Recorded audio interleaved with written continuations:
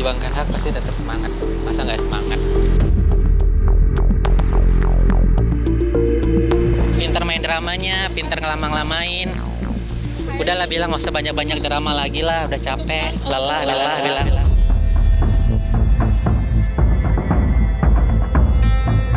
Gary Julian telah melakukan penipuan dengan mengiming-imingi Agus.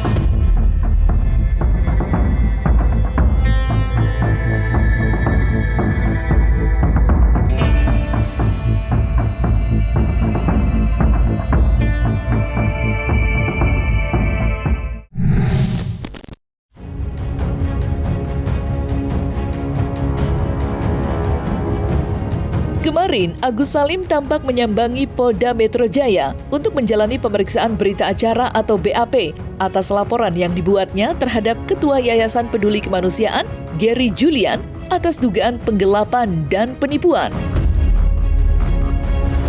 Dalam pemeriksaan kemarin, Agus yang datang ke Polda Metro Jaya didampingi istri tercinta dan tim kuasa hukumnya, mengaku mendapat banyak pertanyaan dari penyidik. Meskipun begitu, Agus mengaku senang akhirnya laporannya terhadap Gary ditindaklanjuti oleh penyidik Polda Metro Jaya.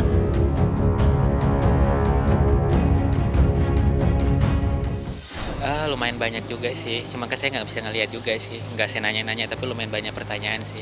Kalau itu saya belum bisa memastikan gimana ininya ya, itu kan ininya mereka gitu ya. Saya kurang paham kalau masalah itu sih. Kami kan juga dari kantor hukum Bang Farhad Abbas, ya sampai kapanpun kami masih mau mendukung Agus, membela Agus, dan akan berusaha semaksimal mungkin mengembalikan hak-hak Agus.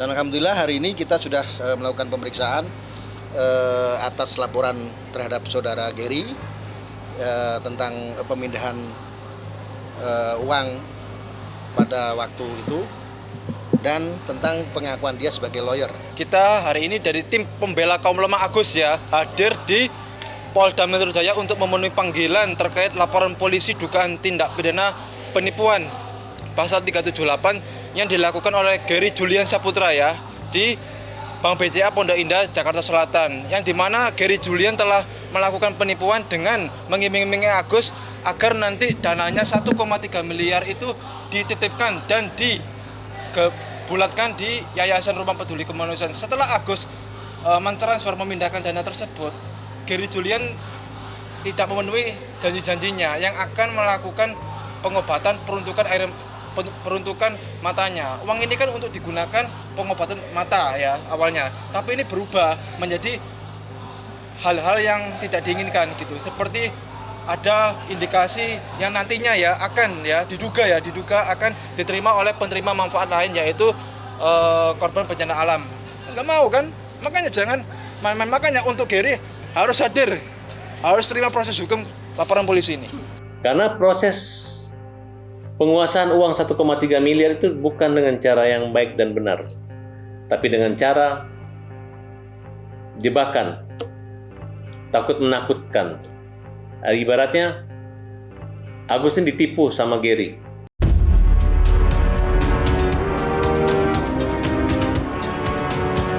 Sementara itu, terkait dialihkannya uang donasi 1,3 miliar ke korban bencana erupsi Gunung Lewotobi, Agus mengaku tidak ikhlas dunia dan akhirat. Karena hal itulah, kini perasaan Agus bercampur antara marah dan kecewa. Ya, Agus kecewa dengan Denny Sumargo dan pihak yayasan karena tidak menepati janjinya. Alih-alih memberikan uang donasi untuk pengobatan matanya, justru uang donasi senilai 1,3 miliar disalurkan ke korban bencana alam di NTT. Dan berikut luapan kekecewaan Agus Salim usai mengetahui uang donasi yang sedari awal dimaksudkan untuk pengobatan matanya justru disalurkan ke pihak lain.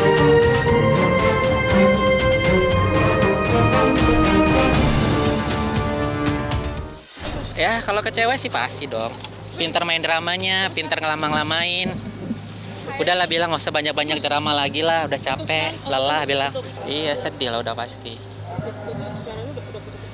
Iya udah nggak bisa ngelihat lagi. Ya itu mereka kayak gitu, janji-janji manis mereka itu semuanya itu.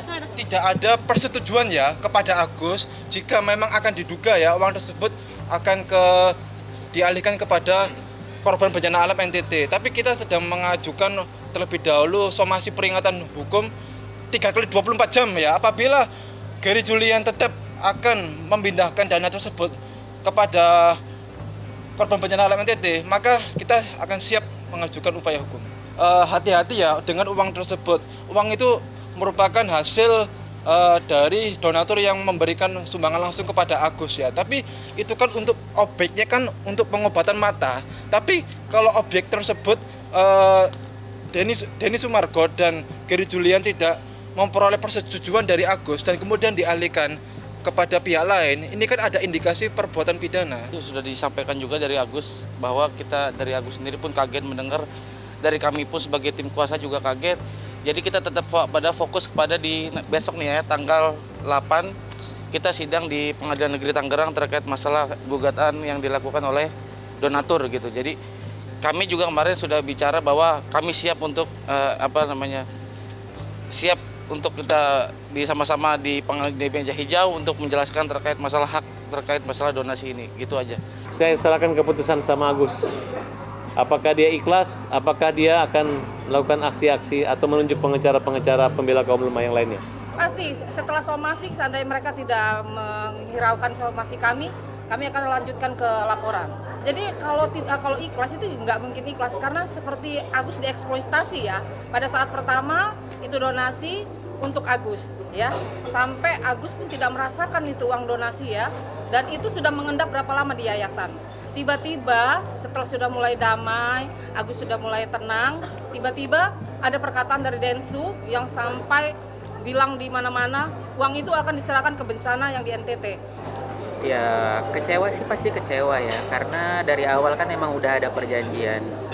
Betul tadi yang dijelasin sama Bu Marlina sebagai PH saya, udah dijelasin dari awal, itu sudah dikasih informasi ke saya juga, itu bilang bahwa itu dititipkan. Tapi kenapa tiba-tiba ada kabar saya mendengar hari ini tiba-tiba mau diinikan? Kalau memang secara hukum tadi itu memang bukan hak saya rela. Tapi kalau secara hak hukum itu hak saya nggak ikhlas dunia akhirat, itu aja sih. Pertanggungjawabkan perkataan kalian, janji kalian kemana gitu, dari Pak Densu, Pak Gary, Teh Nopi, itu janji kalian semua buat Agus. Tapi janji kalian semua itu satu pun belum ada yang bisa ditepatin, itu aja sih. Kalian hancurkan fisik Agus, mental Agus, sampai sekarang kalian perlama, bilang Agus yang memperlama. Agus sudah mencabut itu semua laporan yang ada di Pak Farhan. Tapi kalian tega memperlakukan orang buta kayak Agus. Kalian tega memperlakukan orang buta kayak Agus. Kalau kalian mempersulit hidup Agus. Saya kemarin udah koordinasi sama FA, masalah donasi ini udah final, kata dia, saya bilang udah final. Dan kalau misalnya ada gugatan, silakan masukkan gugatan itu ke pengadilan perdata. Dan saya nanti akan bantu yayasan untuk menghadapi gugatan. Dan saya sudah siapkan 1,3 miliar. Apabila dia menang dalam gugatan itu, saya ikhlas, saya kasih kepada pihak Agus. Agus jangan syok, Bang Densu tetap biar bagaimanapun melihat semua hal itu, kita udah bicarakan di podcast. Untuk pengobatan, karena akadnya untuk pengobatan, Bang Densu juga tetap siap untuk membantu. Datang aja ke Bang Densu akan deposit uang di sana, karena uangnya kan udah ke NTT, nanti kamu berobat ya. Kalau uangnya nggak mau dipakai berobat, mau dipakai untuk kelangsungan hidup, nanti ngobrol sama Bang Densu. Kita hanya ingin agar uang tersebut dialihkan kepada pihak yang lain. Itu saran, itu adalah satu bentuk anjuran kami para kuasa hukum donatur, karena bagi kami kalau uang tersebut terlalu lama ada di dalam rekening yayasan, itu tidak baik. Itu sebenarnya poinnya gitu loh. Jadi karena tidak baik, ya sudah, alihkan kepada pihak lain yang membutuhkan.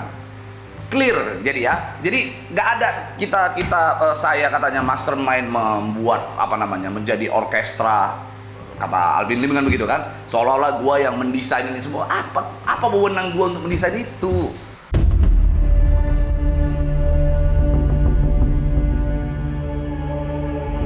Sementara itu, kuasa hukum Agus Salim, Farhad Abbas, belakangan ini tengah menjadi sorotan. Usai menyebut berpulangnya Alvin Lim lantaran syok usai menonton podcast Denny Sumargo.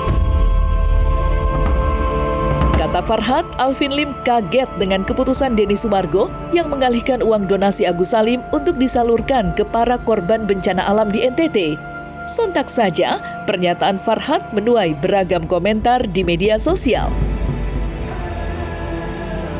Menanggapi pernyataan Farhad, sahabat mendiang Alvin, Yeni Ermela, membenarkan apa yang dikatakan Farhad terkait kematian sahabatnya itu.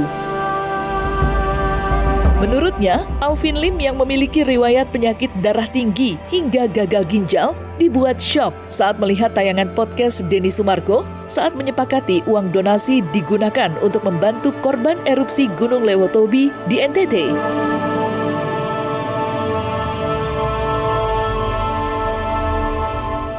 Begitu dia berupaya untuk melakukan perdamaian semua, ya sudah, dia Ko Alvin coba rangkul semuanya, tapi kenyataan endingnya dia terakhir melihat podcastnya Densu dan Nopi Pratiwi. Saya rasa Ko Alvin sangat kecewa.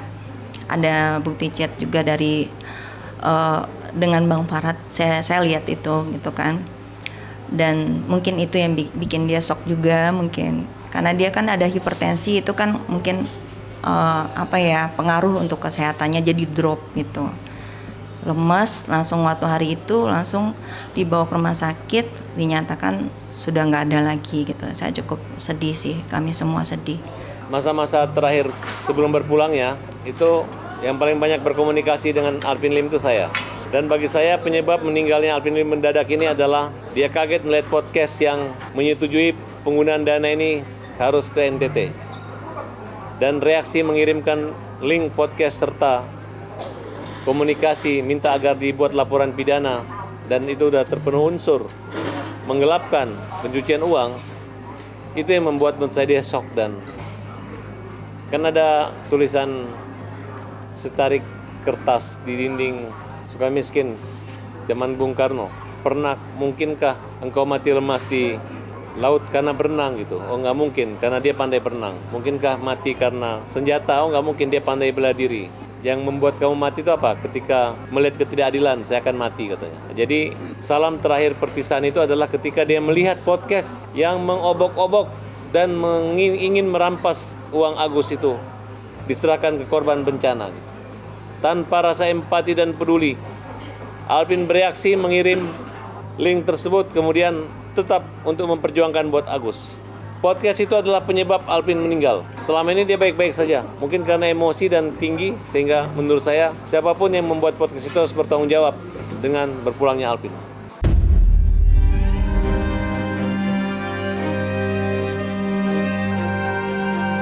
Nah, selesai sudah Cumi Lovers. Saksikan terus Cumi Camp In-Depth. Kabar lengkap, mendalam, dan akurat dari narasumber terpercaya.